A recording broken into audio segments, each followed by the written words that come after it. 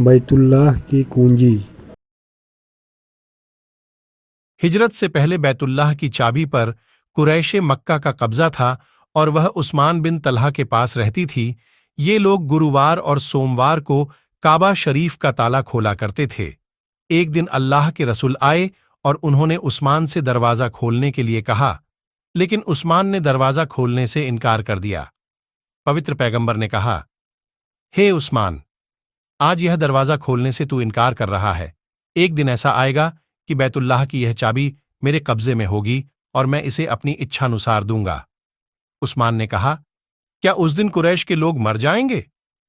हिजरत के बाद जब मक्का पर विजय प्राप्त की गई और हुजूर सल्लल्लाहु अलैहि वसल्लम ने साथियों की पवित्र सेना के साथ मक्का में प्रवेश किया, तो वह सबसे पहले काबा शरीफ में आए और कुंजी वाहक उस्मान से कहा, वह कुंजी मेरे हवाले कर दो। न चाहते हुए भी उस्मान को वह कुंजी देनी पड़ी। हुजूर ने उस्मान को संबोधित करते हुए कहा कि लो, मैं भी कुंजी वाहक तुम्हें बनाता हूं। कोई अत्याचारी होगा जो तुझसे यह चाबी लेगा। जब उस्मान ने दोबारा चाबी ली तो पैगंबर ने कहा, हे उस्मान, याद है वो दिन जब मैंने तुमसे चाबी मांगी थी और तुमने दरवाजा खोलने से इनकार कर दिया था? तो मैंने कहा था कि एक दिन ऐसा आएगा जब यह चाबी मेरे पास होगी और मैं जिसे चाहूंगा उसे दे दूंगा। उस्मान ने कहा, हाँ पवित्र पैगंबर, मुझे याद है और मैं गवाही देता हूं कि आप अल्लाह के सच्चे संदेशवाहक हैं। हुज्जतुल्लाह अल आलमीन पृष्ठ 499। बादलों पर शासन। मदीना में एक बार बारिश नहीं हुई और अकाल जैसी स्थिति हो गई।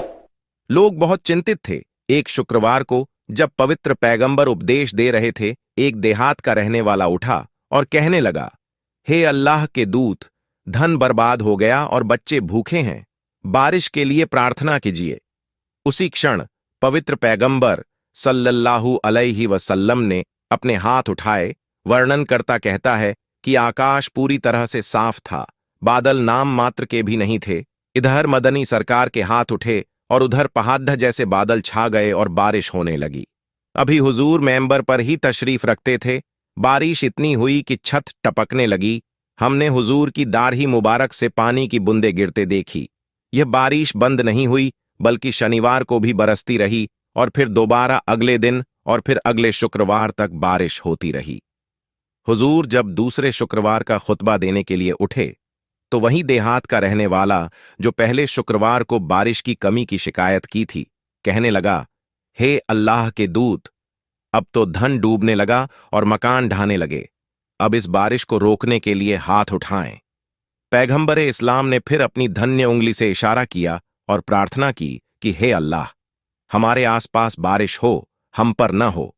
जिस दिशा पैगंबर इस्लाम की उंगली ने इशारा किया, उसी दिशा से बादल फट गए और मदीना मुनव्वरा के ऊपर आसमान साफ हो गया।